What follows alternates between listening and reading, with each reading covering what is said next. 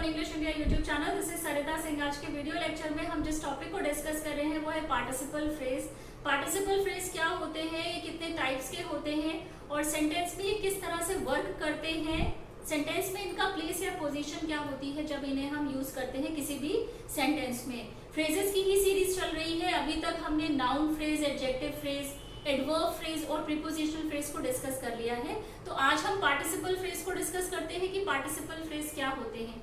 जब हम फ्रेजेस की बात करते हैं तो फ्रेजेस ग्रुप ऑफ वर्ड होता है जिसमें कभी भी सब्जेक्ट एंड वर्ब का कॉम्बिनेशन नहीं होता है। ये कंप्लीट सेंस नहीं देते हैं।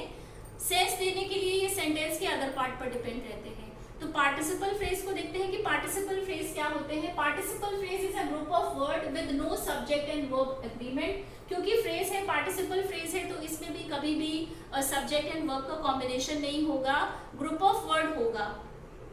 Start with participle work as an adjective.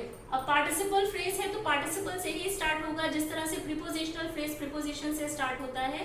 तो पार्टिसिपल फ्रेज पार्टिसिपल से स्टार्ट होता है और ये वर्क करता है सेंटेंस में एज एन एडजेक्टिव की तरह। एडजेक्टिव वो वर्ड्स होते हैं जो हमेशा ही नाउन या प्रोनाउन को डिफाइन करते हैं, उनके बारे में हमें बताते हैं। इट कैन बी सिंगल और अ ग्रुप ऑफ वर्ड। जो पार्टिसिपल फ्रेज है ये सिंगल वर्ड्स भी हो सकते हैं, ग्रुप ऑफ वर्ड भी हो सकते हैं। और जब हम वर्ब की बेस फॉर्म में आईएनजी को ऐड करते हैं, ईएन को ऐड करते हैं या ईडी को ऐड करते हैं तो वो वर्ब से एडजेक्टिव में कन्वर्ट होते हैं और वो नाउन या प्रोनाउन को डिफाइन करते हैं। ये बात यहाँ पर आप ये ध्यान रखिएगा, जब वर्ब की हम बेस फॉर्म में आईएनजी को ऐड करते हैं तो वो वर्ब से जेरेंट्स बनते हैं और नाउन की तरह वर्क करते हैं सेंटेंस में, क्योंकि वो सेंटेंस में as a subject and object की तरह आते हैं। लेकिन जब हम वर्ब की बेस फॉर्म में आईएनजी को ऐड करते हैं, ईएन को ऐड करते हैं या ईडी को ऐड करते हैं तो वो वर्ब से कन्वर्ट होते हैं एडजेक्टिव में, और वो हमेशा ही क्योंकि एडजेक्टिव की तरह वर्क करते हैं, एडजेक्टिव का काम होता है नाउन या प्रोनाउन को डिफाइन करना। तो पार्टिसिपल फ्रेज को हमने डिस्कस कर लिया है। अब जो पार्टिसिपल्स होते हैं, जो पार्टिसिपल या जब हम बात करते हैं पार्टिसिपल की या पार्टिसिपल फ्रेज की जब हम बात करते हैं तो वो कितने टाइप्स के होते हैं इसे हम देखते हैं। तो जो टाइप्स ऑफ पार्टिसिपल होते हैं वो प्रेजेंट पार्टिसिपल होता है, पास्ट पार्टिसिपल होता है और परफेक्ट पार्टिसिपल होता है। प्रेजेंट पार्टिसिपल में हम वर्ब की बेस फॉर्म में आईएनजी को ऐड कर देते हैं तो वो वर्ब से एज एन एडजेक्टिव की तरह वर्क करता है। एग्जांपल है जैसे कि डांसिंग या सिंगिंग या लाफिंग। तो यहाँ पर जब हम डांसिंग बोल रहे हैं, डांस वर्ब की बेस फॉर्म में आईएनजी को हमने ऐड करके उससे हम एडजेक्टिव का वर्क ले रहे हैं। जैसे जब हम बोलते हैं डांसिंग गर्ल, तो गर्ल की क्वालिटी क्या है, कौन सी गर्ल, वो गर्ल जो डांस कर रही है। तो नाउन को किसने डिफाइन करा है, जिस वर्ड ने डिफाइन करा है वो हमेशा ही एडजेक्टिव होगा। एडजेक्टिव कैसे फॉर्म हुआ है, जब वर्ब के बेस फॉर्म में हमने आईएनजी को ऐड करा है। Describe the ongoing action. और जो प्रेजेंट पार्टिसिपल्स होते हैं ये हमेशा ही ऑनगोइंग एक्शन को बताते हैं, ये उस एक्शन को बताते हैं जो नाउन प्रेजेंट टाइम में कर रहा होता है, या नाउन जो प्रेजेंट टाइम में कर रहा है उसे हमेशा ही प्रेजेंट पार्टिसिपल्स बताते हैं। एग्जांपल देखते हैं जैसे कि walking down the street I saw a dog chasing a cat. तो यहाँ पर जो वॉकिंग डाउन द स्ट्रीट है, वॉकिंग पार्टिसिपल है। पार्टिसिपल फ्रेज जो पार्टिसिपल फ्रेज होता है वो हमेशा ही पार्टिसिपल से स्टार्ट होता है। ग्रुप ऑफ वर्ड है walking down the street I saw a dog chasing a cat. तो दो एक्शन है, दोनों ही एक्शन जो हो रहे हैं पैरेलल है, मतलब एक साथ हो रहे हैं, ऑनगोइंग एक्शन है। जो पर्सन है वो क्या कर रहा है, वो वॉक कर रहा है स्ट्रीट पर, एट द सेम टाइम उसने क्या देखा है, एक डॉग जो चेस कर रहा है कैट को। तो प्रेजेंट पार्टिसिपल्स हमेशा हमें ऑनगोइंग एक्शंस के बारे में बताते हैं जो नाउन एक्शन कर रहा होता है। नेक्स्ट एग्जांपल है the girl dancing in the rain is my friend Jyoti. तो यहाँ पर डांसिंग इन द रेन ये पूरा ही एक ग्रुप ऑफ वर्ड है जो स्टार्ट हुआ है पार्टिसिपल से, जो है डांसिंग। क्योंकि dancing in the rain define कर रहा है किस गर्ल को, जिसको डिफाइन कर रहा है वो है गर्ल। गर्ल क्या है, नाउन।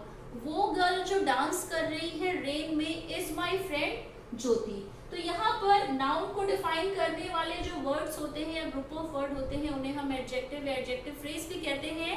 पार्टिसिपल्स को भी, प्रेजेंट पार्टिसिपल्स को या पास्ट पार्टिसिपल्स को हम एडजेक्टिव फ्रेज भी कहते हैं। तो यहाँ पर जो ग्रुप ऑफ वर्ड है वो ये है और इसने डिफाइन करा है नाउन गर्ल को। तो प्रेजेंट पार्टिसिपल पार्टिसिपल हमेशा ही प्रेजेंट में यूज होते हैं, जो ऑन गोइंग एक्शन होते हैं उन्हें बताते हैं। प्रेजेंट पार्टिसिपल का यूज हम प्रेजेंट प्रोग्रेसिव टेंस को फॉर्म करने में करते हैं, जिन्हें प्रेजेंट कॉन्टिन्यूअस टेंस भी कहा जाता है। जब हम पास्ट पार्टिसिपल की बात करते हैं तो पास्ट पार्टिसिपल में वर्ब की जो बेस फॉर्म होती है उसमें ED, EN, T, D, N और एनई को ऐड करके हम वर्ब की बेस फॉर्म से उसे कन्वर्ट करते हैं पास्ट पार्टिसिपल से, और जो वर्ब की V3 फॉर्म होती है उसे पास्ट पार्टिसिपल फॉर्म ही कहा जाता है। तो हमने क्या किया है, वर्ब की बेस फॉर्म में इन लेटर्स को ऐड करके जो फॉर्म करा है वो V3 फॉर्म होती है, जैसे कि ब्रोकन, पैग, लर्न और राइजन। जैसे ब्रोकन है तो break, broke, broken, broken V3 form है। राइज, रोज, राइजन, या गो, वेंट, गॉन, तो जो गॉन है वो पास्ट पार्टिसिपल फॉर्म है वर्ब की। तो पास्ट पार्टिसिपल क्या डिस्क्राइब करते हैं, it describe the completed action. Past participle जो फ्रेज होते हैं वो हमेशा उस एक्शन को बताते हैं जो नाउन ने पास्ट में किया है या जो काम पास्ट में हो चुका है नाउन के द्वारा। एग्जाम्पल देखते हैं, written by a famous poet the book was a best seller.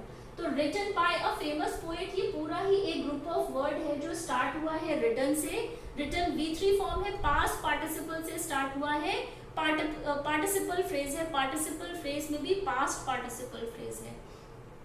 तो written by a famous poet ये पूरा एक ग्रुप ऑफ वर्ड है। अगर आप इस ग्रुप ऑफ वर्ड को सेंटेंस से अलग कर देते हैं या अगर आप बोलते हैं written by a famous poet, तो ये group of word complete sense नहीं दे रहा है, क्योंकि फ्रेजेस हमेशा ही वो वर्ड होते हैं जो कंप्लीट सेंस नहीं देते हैं। अपने सेंस को प्रूव करने के लिए ये सेंटेंस के अदर पार्ट पर डिपेंड होते हैं।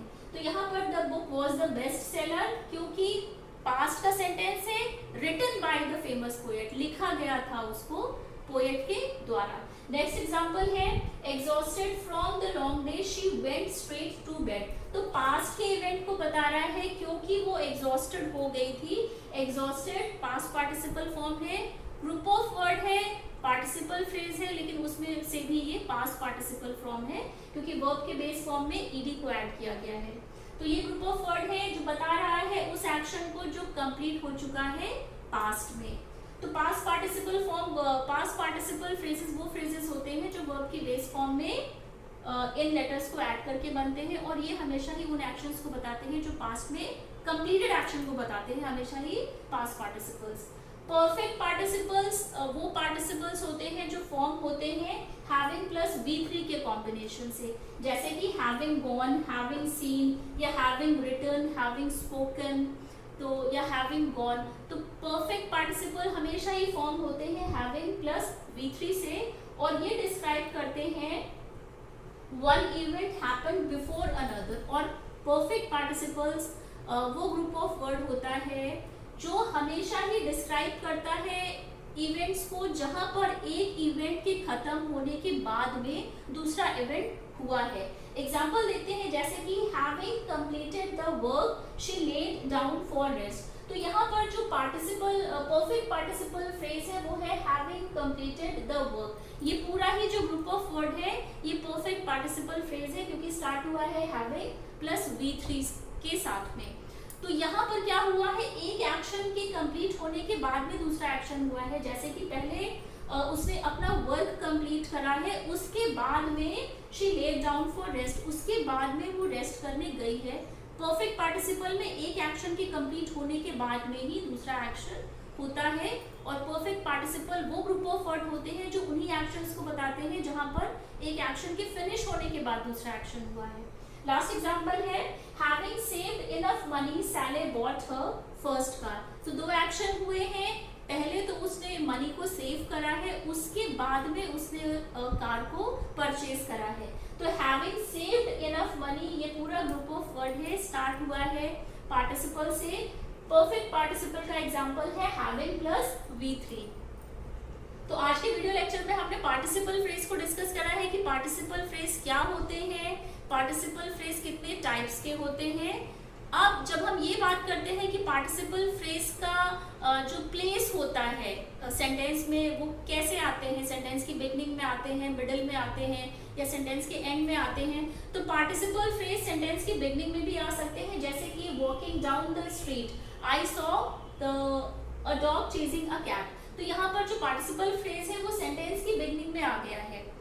सेंटेंस के मिडिल में भी पार्टिसिपल फ्रेज आते हैं, जैसे कि the girl dancing in the rain is my friend Jyoti. तो यहाँ पर जो पार्टिसिपल फ्रेज है डांसिंग इन द रेन, ये सेंटेंस में मिडिल में भी आया है।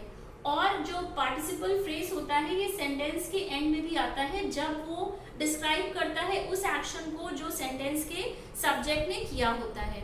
तो आज के वीडियो लेक्चर में हमने पार्टिसिपल फ्रेज को डिस्कस करा है, उसके टाइप्स को डिस्कस करा है, और पार्टिसिपल फ्रेज की पोजीशन क्या होती है किसी भी सेंटेंस में, इसको हमने आज डिस्कस करा है आज के वीडियो लेक्चर में। बस आपको इतनी बात ध्यान में रखनी है कि जब हम वर्ब के बेस फॉर्म में आईएनजी को ऐड करते हैं तो वो वर्ब से नाउन में कन्वर्ट होते हैं और वो जेरेंड बनते हैं जब वो सेंटेंस में as a subject and object की तरह आते हैं।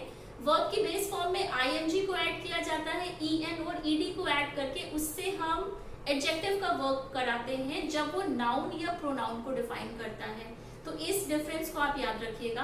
तो आज के वीडियो लेक्चर में बस इतना ही। आई होप आपको आज का वीडियो लेक्चर पसंद आया होगा। इससे पहले इस चैनल पर जो भी वीडियोस बन चुके हैं वो सभी चैनल की प्लेलिस्ट पर हैं, आप वो वीडियोस भी देखिए। टिल देन टेक केयर, मिलते हैं अपने नेक्स्ट वीडियो लेक्चर में।